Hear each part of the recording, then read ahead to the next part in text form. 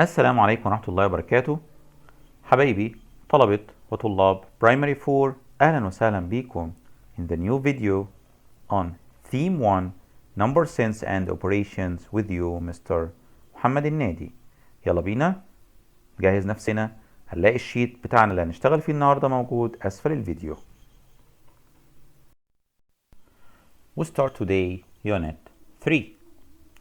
First concept in Unit 3 we start to speak about metric measurement. الحمد لله احنا خلصنا خلاص Unit 2. يلا بينا نبدأ نشوف هنتعلم ايه جديد في Unit 3.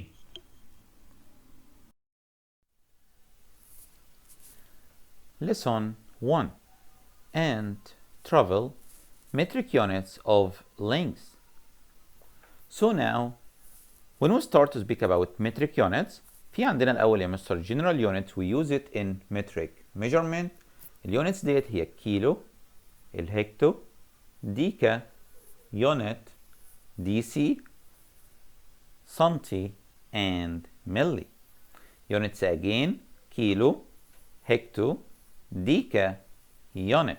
طب ايه يا مستر هتكون اليونت؟ اليونت دي بقى لما نشتغل عليها في chapter 3 عندنا اليونت دي ممكن تبقى اسمها متر، تبقى اسمها ايه؟ متر، أو في lesson 2 هنتكلم عنها وتكون اسمها جرام، أو في lesson 3 هنتكلم عنها واسمها إيه؟ لتر. يبقى اليونت دي هتكون واحدة من التلاتة دول اللي احنا هنشتغل عليهم متر or gram or لتر. خلي بالنا now I'm speaking about that we start from the greatest اللي هو الكيلو till the smallest اللي هو مين؟ الملي. يبقى ده الترتيب بتاعهم in order from the greatest to the smallest. فبيقول لي يا مستر ان الكيلو دوت هتكون فيها 1000 يونتس. فيها ايه؟ 1000 يونتس. فال 1000 يونتس يعني مثلا لو بنتكلم على الكيلومتر هتكون فيها 1000 متر. طب الهكتو، قال لي الهكتومتر يكون فيه 100 متر. طب الديكامتر هيكون فيها 10 متر. يبقى بدل اليونتس دي ممكن نحط مكانها واحده من الثري يونتس دول اللي هم المتر او الجرام او اللتر على حسب الليسون عندنا وعلى حسب الاكزامبل لما هنشوفهم. طيب والدي سي فيها 1 over 10. خلي بالنا حبايبي، يبقى if I want to change from the greatest to the smallest قال لي ممكن نعمل فكرة تانية وأسهل، إن الكيلو للهكتو بنعمل باي 10، from هكتو to ديكا بنعمل باي 10، from ديكا to unit again باي 10، from unit to دي سي ممكن نعمل باي 10. قال لي يا مستر يعني كل ستيب بنتحركها هنعمل لها باي كام؟ قال لي باي 10. كل ستيب بنتحركها هنعمل باي كام؟ باي 10. and if we want to change from smallest to greatest لو هنرجع بقى back من الصغير للكبير فقال لي هنعمل divided 10. هنعمل divided ايه؟ 10. from DC to unit divided 10 and so on. يلا بينا حبايبي in the next question تعالوا بينا نشوف الكويستشن عندنا how can we solve it related to this chart. هنبدأ هنا يا مستر نتكلم مع مين؟ مع المتريك يونتس. المتريك يونتس عندنا زي ما احنا عارفين will start with كيلومتر this is the greatest, then hectometer, then decameter. decameter ممكن نعمل لها الابريفيشن بتاع الاختصار بتاعها دي اي then ام، وبعدين المتر then decimeter سنتيمتر مليمتر. وزي ما اتفقنا حبايبي when I change from the greatest to the smallest هنعمل ايه؟ باي 10. هنعمل ايه؟ باي 10. يبقى في كل ستيب وانا ماشي هنعمل باي 10 طالما انا رايح منين لفين؟ من الجريتست للسمولست. يلا بينا نشوف سوا how can we solve it. 1 كيلومتر يا مستر ال 1 كيلومتر اهي and they want to change into meter. يلا بينا count from kilometer to meter how many step? 1 2 3. so we'll take 3 steps. يبقى نعمل باي كام يا مستر؟ باي 1000. يبقى ال 1 كيلو فيها 1000 متر. so 1 by 1000 يبقى نديها extra 3 zeros هتكون اسمها ايه؟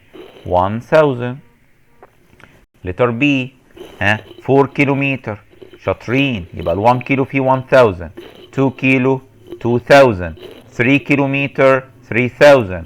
طب 4 كيلومتر قال لي again يا مستر we will do by 1000 فتطلع معانا كام؟ 4000. next 100 مليمتر. طيب 2 سنتيمتر. يلا بينا بسرعة نشوف فين المليمتر وفين السنتيمتر. قال لي المليمتر اهي يا مستر والسنتيمتر واقفة جنبها على طول. بس يا مستر احنا المرة دي وي جو باك، احنا هنيجي من المليمتر هنروح عند مين؟ قال لي السنتيمتر. فالمستر قال لنا when we go back لما نرجع لورا هنعمل divided كام؟ divided 10. يعني ايه divided 10؟ يعني هنعمل cancel 1 0. divided 10 يبقى هنعمل ايه؟ cancel 1 0. يبقى لما نيجي نعمل المليمتر هنا اهو divided 10 قال لي يبقى نعمل لها cancel 1 0 من ال 100 so the answer will be 10. برافو عليكم. another one 1 meter. يا ترى ال 1 meter فيه كام سنتيمتر؟ قال لي يا مستر المتر it's here and here it's a centimeter. we go 2 steps from meter to centimeter. طالما من الكبير للصغير we will do multiply. multiply بيعمل ايه؟ يعني هيزود zeros. so meter to centimeter we will do multiplied by 100. ليه 100؟ عشان في 2 steps يبقى 10 and 10. So 10 by 10 equals 100. So 1 meter equals 100 centimeter. The next one. Letter E. 20 meter equal how many centimeter? برافو عليكم. We will make by 100. So 20 by 100 equals 2000. That's called 2000. يلا بينا ناخد الفكرة اللي بعدها. هنا يا مستر معنا سنتيمتر اند مليمتر. اوكي السنتي 2 ملي يبقى من الجريتست لل smallest from the greatest to smallest. عارفين ان السنتي اكبر من الايه؟ من الملي. الملي دوت يا مستر is the smallest، ده اصغر واحد فيهم. فطالما رايح من الجريتست smallest we will do ايه؟ multiply. طب السنتي فيه كام ملي؟ قال لي 10. so 30 by 10 equals 300. 30 by 10 equals 300. letter G. معانا يا مستر 4000 سنتيمتر we want to change into millimeter. المستر قال لنا من السنتي للملي فيها كام؟ قال لي باي 10. ليه باي يا مستر؟ عشان we change from the greatest اللي هو السنتي to millimeter اللي هو الايه؟ الصغير اللي هو الملي. يبقى باي 10 مستر قال لنا لما بنعمل باي يبقى بنعمل اكسترا زيروز، هنزود الزيروز ديت على النمبر. طب احنا اصلا معانا هنا 3 زيرو وكمان زيرو يبقوا 4 زيروز ومعانا هنا ال 4. letter H 50,000 meter equal how many kilometer? From meter to kilometer we go back 1 2 3. go back how many؟ قال لي 3 steps.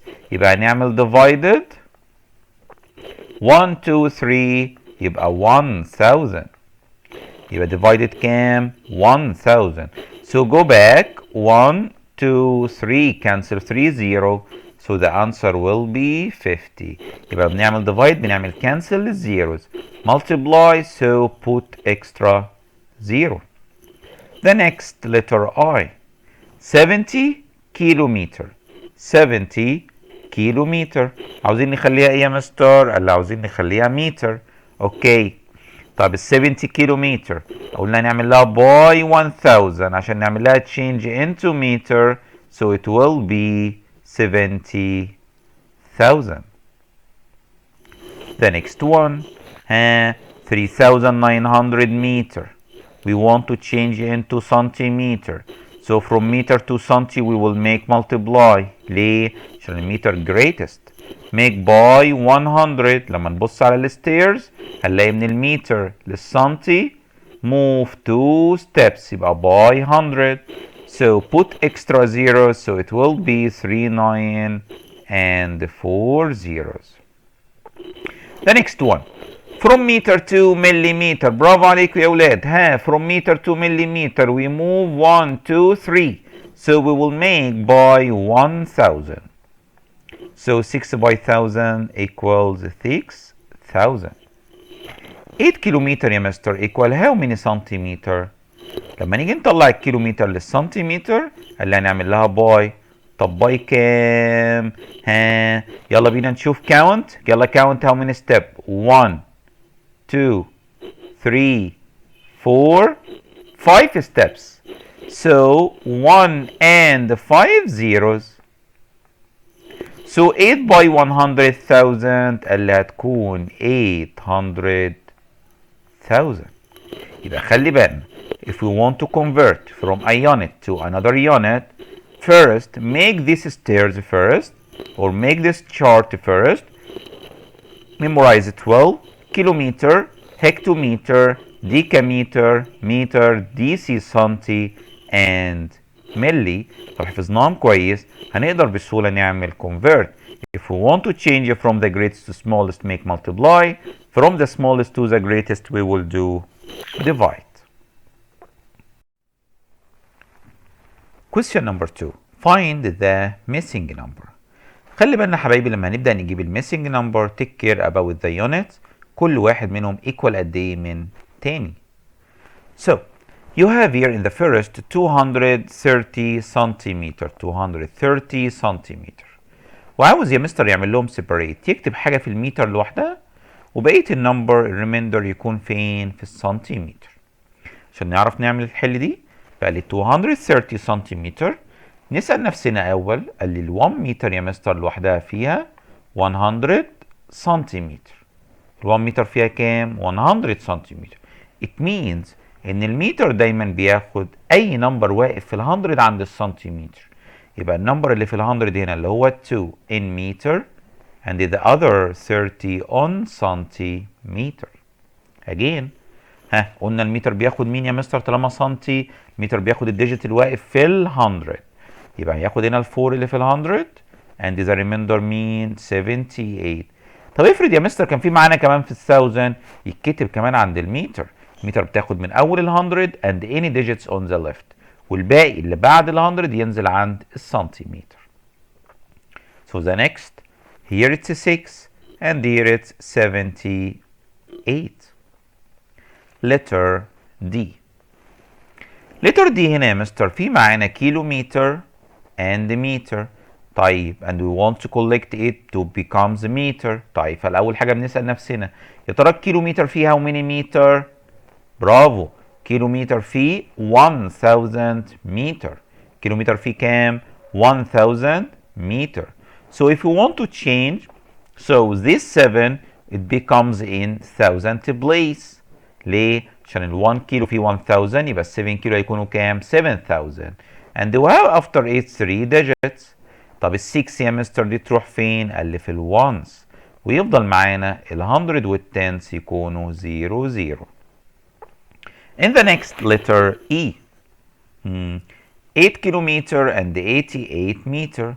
ادي ال 8 كيلومتر اهي في ال 1000 and we have another digit وادي ال 88 meter and here it's 0. Letter F. Centimeter we want to change it into millimeter.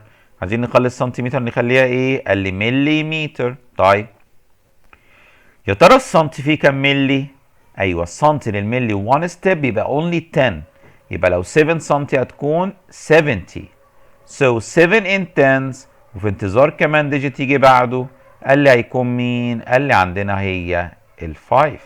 يبقى الانسر طلع معانا كام؟ 75 ملي متر. letter G. 5744 meter equals how many kilometer and meter؟ اتفقنا الكيلومتر فيه how many؟ قال لي 1000. يبقى الكيلومتر take any digit in 1000 اللي هو مين يا مستر؟ قال لي ال 5. يبقى write here 5 kilometer and the other digits in meter. again يلا 98 مليمتر. عايزين نعمل لهم separate to سنتيمتر and مليمتر. طيب السنتي بيحتاج قد ايه؟ اللي بياخد 10 ملي. يبقى اي digit in tens ينزل عند السنتي اللي هو 9 and the remainder of the numbers وبقيه النمبرز هيروحوا فين؟ قال لي هنا عند ال 8. the next one من السنتي للمتر. قال لي يا مستر المتر فيه كام؟ قال لي فيه 100. يبقى اي حد في ال100 هيروح عند المتر، والمستر قبلنا كمان، واي حاجه قبلها كمان تنزل عند المتر. طب وبقيه الديجيت ان سنتيمتر، لان لسه ال 76 ما جابتش ال100 عشان تكون متر. لتر جي، ها يلا معانا 5 متر and 91 سنتيمتر. طيب المتر يعني الديجيت هينزل فين يا مستر؟ قال لي المتر فيه 100 سنتيمتر، يبقى هيكون 5 in 100 and 91 in سنتي، so it will be 591 سنتيمتر. لتر كي 4 متر 18 سنتيمتر، ها نعملها ازاي؟ فقال لي ادي ال 4 متر in 100 and 18 سنتيمتر. ال 8 كيلومتر and 14 متر، ها ما ننساش حبايبي الحلوين من الكيلومتر للمتر it's 1000، so 8 كيلومتر it means 8000، so after 8000 we have 3 digits. طب نعمل ايه في ال 3 digit؟ قال لي يا مستر عندنا 14 متر so put 14 tens and ones. طب ويفضل معانا حد في ال 100 اللي هو مين؟ الزيرو ينزل على طول. letter M 18 متر and 14 سنتيمتر. 18 متر so till 100، وفي انتظار التنس والونس اللي هم مين؟ قال لي اللي هم ال 14. The last question 27 كيلومتر، ها يا مستر الكيلومتر بينزل عند مين؟ قال لي 1000، so 27 comma and wait 3 places. And 55 meter put 55 at the end، ويفضل معانا هنا في الانسر مين؟ 0 in the 100 place. وكده يا حبايبي الحلوين نكون خلصنا المترك units and how can we change from a unit to another unit by using the chart or by using the stairs.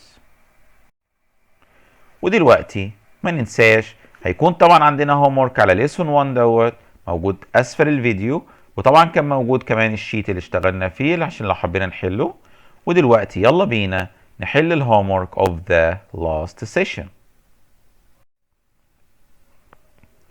كان اخر lessons عندنا lesson 6 and 7 on unit 2 او chapter 2 كانوا بيتكلموا عن البار موديل و problem solving. فيلا نشوف الهومورك كان عندنا ايه في الشيت.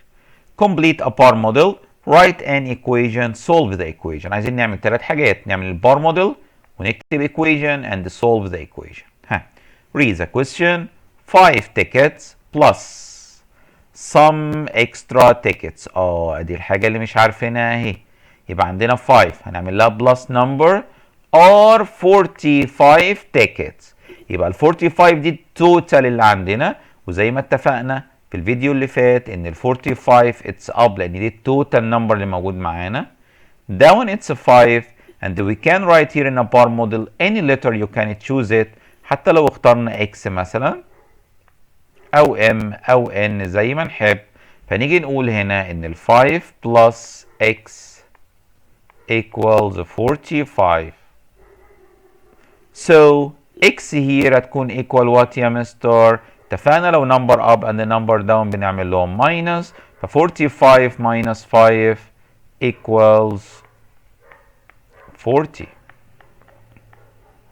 The next one, there are some students. 8 students leave. عندنا 8 students leave.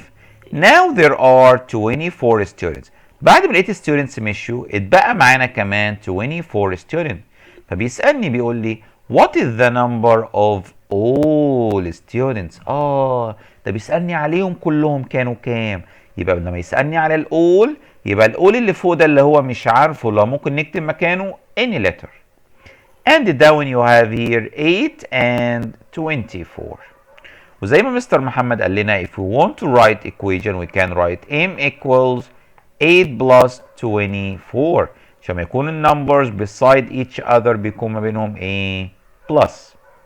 So 8 plus 24 equals شاطرين 32.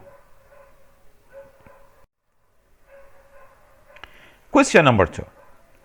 Mr. Mustafa has written 157 pages of a book. He wants the book to have about 550 pages. So how many more pages does he need to write؟ يبقى هو خلص 157 ونفسه يوصل ل 550 فيسألني فاضل له قد ايه؟ يبقى التوتال pages that he want to write it's 550. He finished 157 وبيسألني عن remainder هيكون كام؟ يبقى نقدر نكتب هنا any letter you choose it. So we can write 550 minus 157 equals n. And then we can find the solution by making subtract. 0 minus 7 can't be a mister عشان 0 smaller than 7. So pour 1, so 5 becomes a 4 and 0 becomes a 10. So 10 minus 7 equals 3. 4 minus 5 also can't be عشان 4 is smaller than 5. So 14 and the 5 becomes a 4. So 14 minus 5 equals 9 and 4 minus 1 equals 3. Next, question number 3. The number of boys and girls in a school is 2,340. If the number of boys in this school is 1,234, so what is the number of girls؟ يبقى احنا عارفين ان التوتال نمبر عندنا كلهم كام؟ 2,340. قال البويز بس 1,234. يا ترى يا هل ترى النمبر of girls هيكونوا what؟ Okay, so how can we write the equation? So we can write that k equal 2,340 minus 1,234. Then we start to make subtract. That's 10 minus 4 equals 6, 3 minus 3 equals 0, 3 minus 2 equals 1, and here also 1. Take care, 0 minus 4 can't be, so 0 becomes a 10 and this digit becomes a 3. Okay حبايبي الحلوين. In the next, use the problem solving steps to solve the multi-step story problems. The Nile River is approximated 6,650 kilometers long. Kareem and his family travel the Nile River from one end to the other end. عندنا مستر في River Nile زي ما احنا عارفين في السوشيال ان احنا عندنا River Nile 6,650 kilometers. كريم and his family عاوزين ياخدوا يا مستر River Nile ده يعملوا رحلة يتحركوا من أوله till its end. Then they start. If they travel 1,075 kilometers in January, then 1,120 kilometers in February, and then 1,325 kilometers in March. So how many more kilometers do they still need to travel to reach the answer؟ يبقى قال لي يا مستر ان هو travel كريم وعيلته 1075 in Jan and 1120 in February, then 1325 in March. قال لي يا مستر عاوز يعرف هو دلوقتي خلص كام التوتال عشان نعرف الريميندر عندنا from 6,650 هيكون كام. First we will make plus. 5 plus 0 plus 5 equals 10, so 0 carry up 1. 1 and 7 becomes 8. 8 plus 2 it's 10 and 2 it's 12, so 2 carry up 1. 1 and 1 it's 2 plus 3 equals 5. Then 1 plus 1 plus 1 equals 3. Then this number we will use it to make minus to get how many more kilometers. 0 minus 0 equals 0. 5 minus 2 equals 3. 6 minus 5 equals 1 and 6 minus 3 equals 3. So this is the final answer. Aswan has a pollution of 1,575,940. If Luxor has a pollution of 1,333,309 and the Red Sea has a pollution of 383,796, How many more people do Luxor and Red Sea have combined than أسوان؟ يعني عاوزين نعرف البيبل Luxor and Red Sea أكتر من أسوان بقد إيه؟ يبقى هنمسك النمبر of Luxor and أسوان، Luxor and Red Sea first، هنعمل لهم يا مستر بلس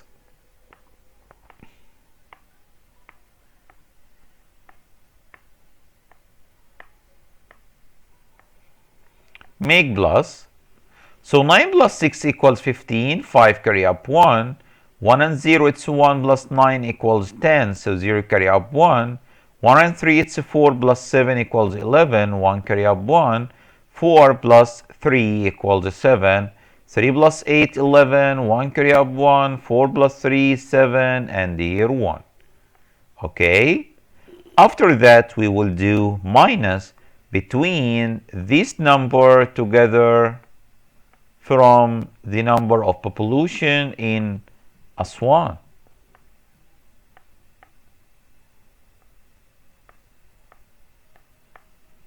When we do minus, 5 minus 4 equals 1, 0 minus 1 take care can't be, here it's 0 and here it's 10, so 10 minus 1 equals 9, here it's 10 and here it's 6, so 10 minus 9 equals 1, 6 minus 5 1, this 7 becomes 6 and it becomes 11, 11 minus 7 equals, bravo, 4, 6 minus 5 equals 1 and 1 minus 1 equals 0, 0 on left has no meaning, so the people in Luxor and Red Sea more than Aswan by 141,191.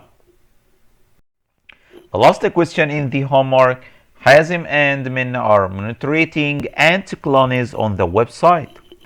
Hazim has been monitoring an ant colony with 132,890. Minna has been monitoring an ant colony with 57,024 and another colony with 72,999. Who has been monitoring more ants and how many more؟ يا ترى مين أكتر فيهم هما الاثنين؟ طيب حازم لوحده 132,890. This is the number of حازم. يبقى number of حازم alone this number. لكن منا monitoring 57,024 and 72,999. So we'll make plus 9 plus 4 equals 13. So 3 carry up 1. 3 plus 9, 12. 2 carry up 1. Here it's a 10. 0 carry up 1. 8 plus 2, it's a 10. 0 carry up 1. 6 plus 7 equals 13. Who has been monitoring more ants؟ يا ترى حازم or منا؟ لا طبعا حازم. طب وحازم يا مستر how many more؟ أو how many more؟ So we will do subtract between them to get this one greater the other by how many? So 0 minus 3 can't be, here it's 8 and here it's 10, minus 3 equals 7, 8 minus 2 equals 6, 8 minus 0 equals 8, 2 minus 0 equals 2, then 0 and 0. So Hazim more than Minna with 2,867. وكده حبايبي الحلوين نكون خلصنا الهومورك اللي كان عندنا في chapter 2 والحمد لله خلصنا في الليسون دوت first lesson on chapter 3. استنونا ان شاء الله في الفيديو الجاي هنبدأ فيه ان شاء الله lesson 2.